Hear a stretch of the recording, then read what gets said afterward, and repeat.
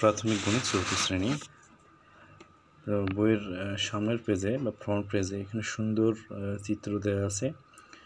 একটা আছে এখানে বৃত্তের চিত্র, আর এখানে পরিমাপ করা আছে একজন শিক্ষার্থীর উচ্চতা পরিমাপ, এবং এখানে কিছু সূত্রের সম্পৃক্ততা আছে। এখানে সূত্রের সম্পর্ক দেওয়া আছে।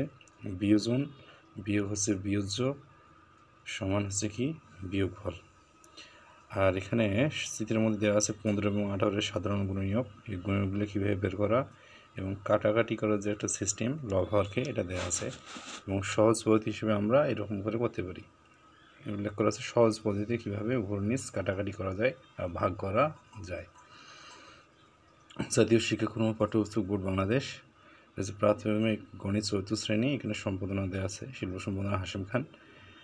আর এইদিকে মূল যে বিষয়টা, এই অধ্যায়ে প্রতীক দেওয়া আছে, চরিত্র প্রতীকের ব্যাখ্যা। রেজা আর মিনা দুইজন শিক্ষার্থী, রেজা আর মিনার সাহায্যে এখানে ব্যাখ্যা দেওয়া আছে চরিত্রের। এবং পাঠে কিছু প্রতীক, যেমন প্রশ্নবোধক চিহ্ন দ্বারা জিজ্ঞাসা বা মূল প্রশ্ন, এই প্রশ্নের মাধ্যমে অধ্যায়ের মূলভাব প্রকাশ করা হয়েছে। কাজ হচ্ছে কোনো একটি সমস্যার সমাধানে শিক্ষকের সহযোগিতায় শিক্ষার্থীরা আলোচনা করবে ও যৌক্তিকভাবে বিশ্লেষণ করবে, এটা হচ্ছে কাজ। আর অনুশীলন হচ্ছে শিক্ষার্থীরা সমাধান করবে, শিখন অগ্রগতি যাচাই করা যাবে। একটা বাচ্চা বা শিক্ষার্থীরা কতটুকু শিখতে পারছে তা আমরা এই যে অনুশীলনের মাধ্যমে যাচাই করি। তো এখানে সূচিপত্র, যেটা সূচিপত্রের অধ্যায়ে দেওয়া আছে মোট 14টি।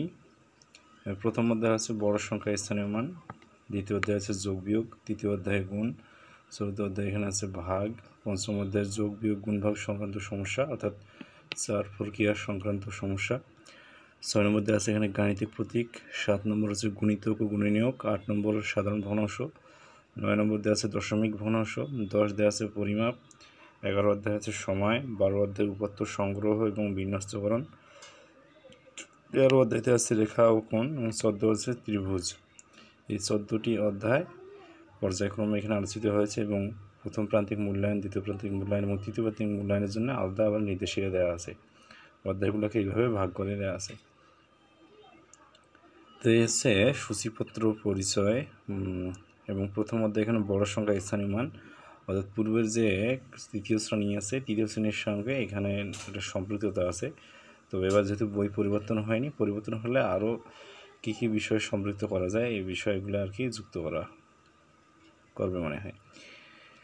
তো এই হচ্ছে সূচিপত্রের পরিচয় চতুর্থ শ্রেণীর প্রাথমিক গণিত।